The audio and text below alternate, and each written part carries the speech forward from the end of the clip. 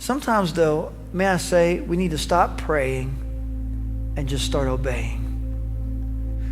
We spend a lot of time as a church praying, but God has a mission for us to do, even when things are tough. So Joshua's he's the commander of the army. He's the second, or now in charge, of Israel.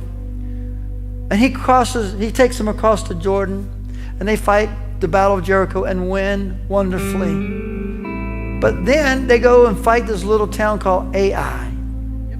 Little bitty, and they lose. People are killed, and Joshua's upset. He's having, by the way, the worst day of his life. This shouldn't have happened. God, where are you? What's going on?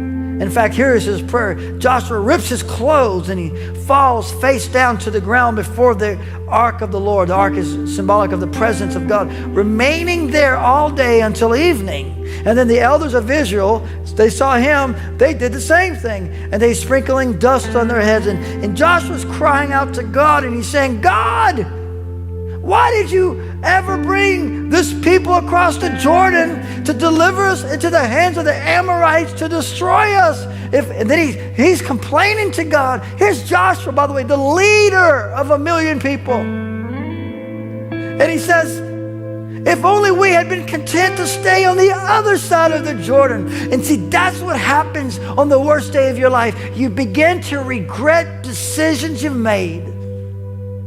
And especially the ones that God asked you to step out in faith on. And he goes on and he's complaining to the Lord how God did not rescue them. And I love the Lord's response in Joshua 7:10.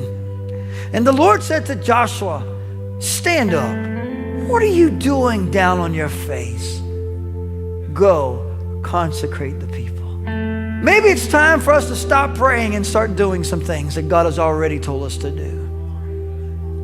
Well, brother, I just need to pray about it. I want to okay. And then you wait, I'm still praying about it. And it's a year later, I'm really still, no, God says, stand up, get up, and go do what I've already told you to do.